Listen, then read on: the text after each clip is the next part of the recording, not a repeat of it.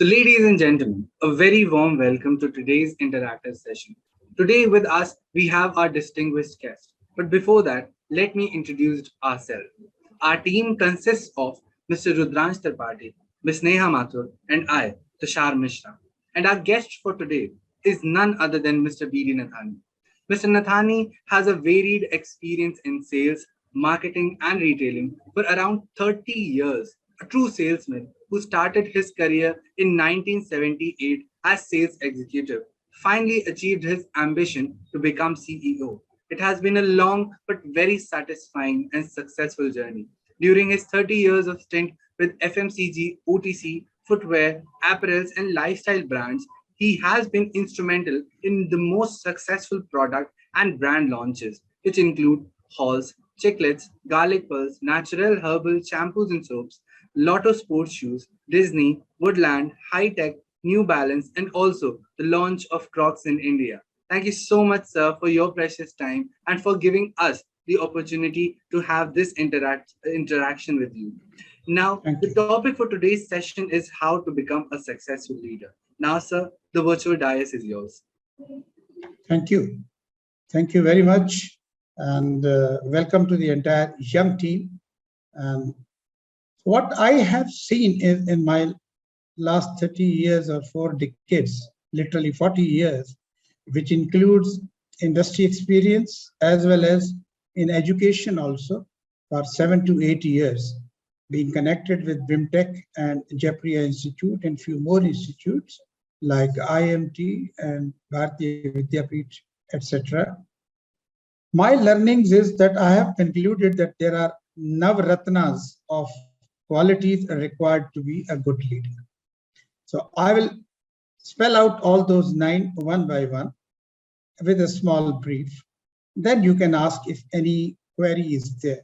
So my first point, which is a very important point for leadership, is that there has to be a capability and the content in a person to be a leader. Without capability, without content, a person cannot become a good leader. And whenever he joins a company or wherever he goes, he has to actually show that he has that proposition, he has that capability, and he has that content, so that the management feels, yes, here we have a leader who can be groomed into become a CEO of a company one day. So the first point is that. Second is creativity. I think nothing happens without creativity. A person has to be very creative. He has to come with out of the box ideas. If he goes with the conventional old ideas, then in today's time, he is not accepted as a good leader, because followers are many. I think you should be innovators. So innovator, so that is called creativity.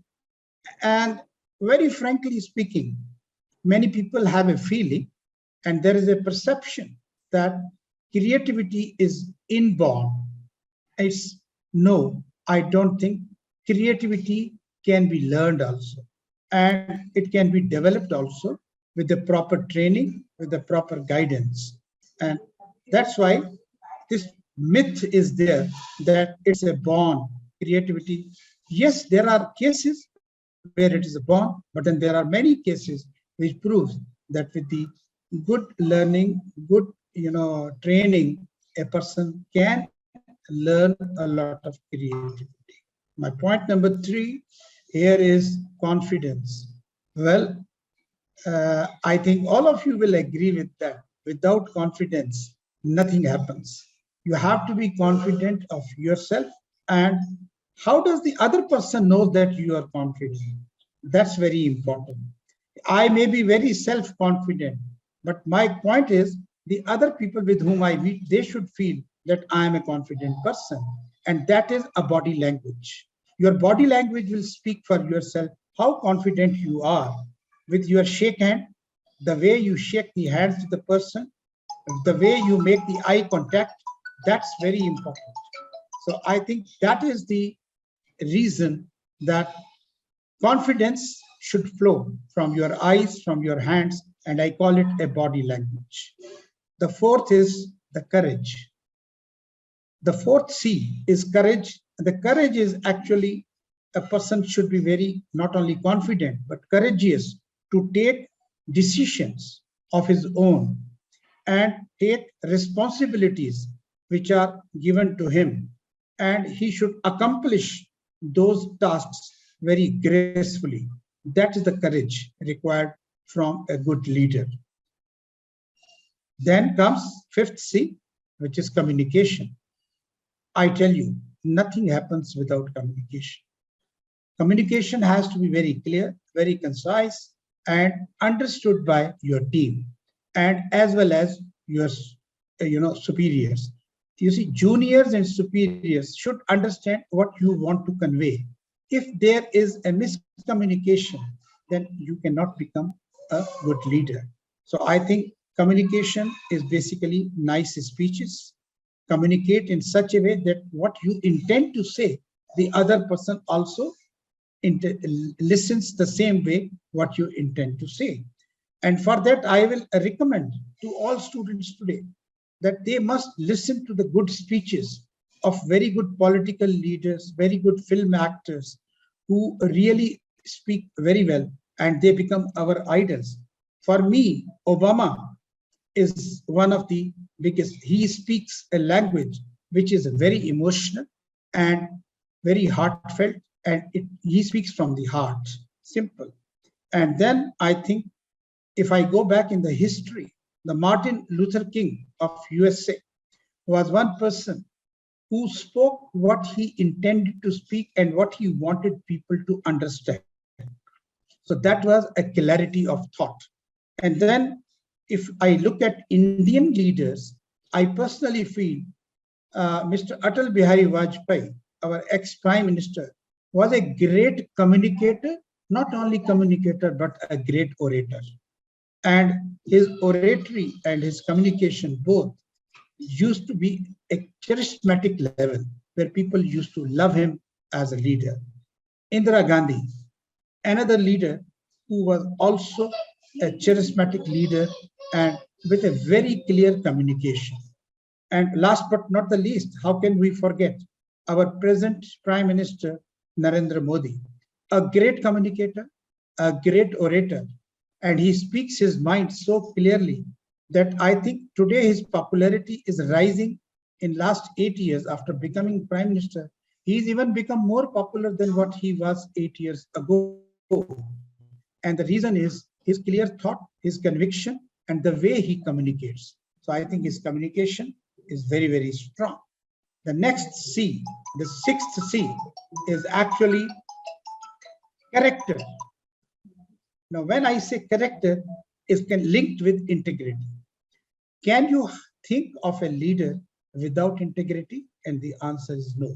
So I have put this integrity as a C, C as a character, because I wanted to say 9 C's of that. So this is my 6th C. A person should be a man of moral values, a character, and integrity.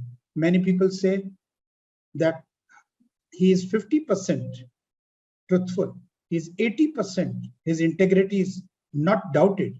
Integrity is 100%, never 50, 70, or 80%. For the simple reason, if you have done one theft, you will be still called as a thief.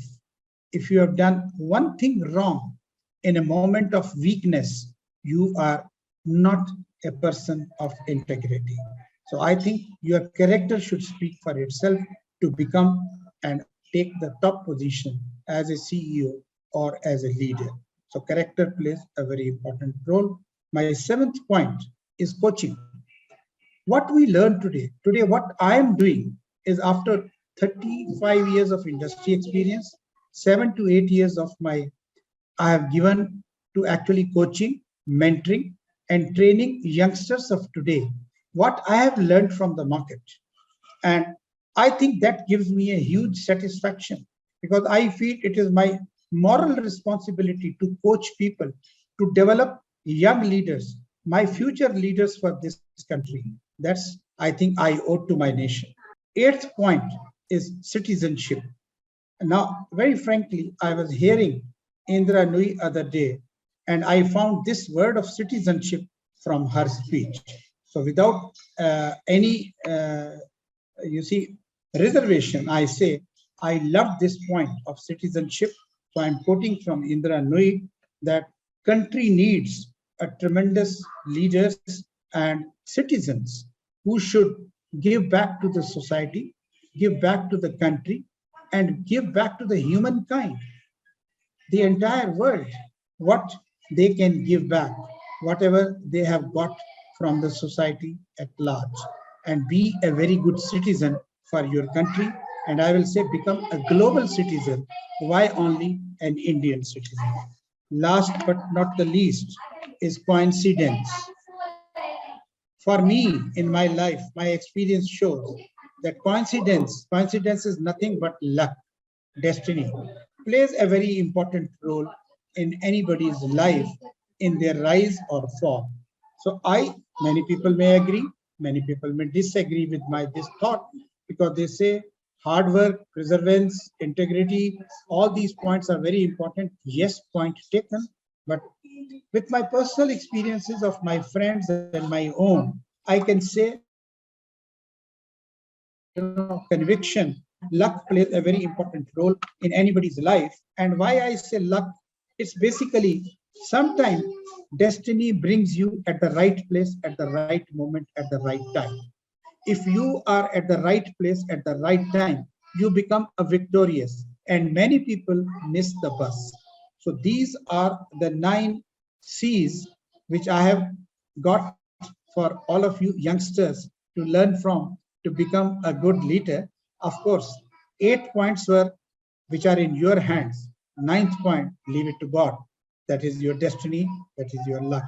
But you carry on. So as in Gita we say, do your karma and leave the fruits to the gods.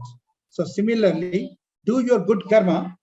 And last point is coincidences and luck. I think God will help you. God bless you all. I am open to any questions on this. Thank you. Thank you so much.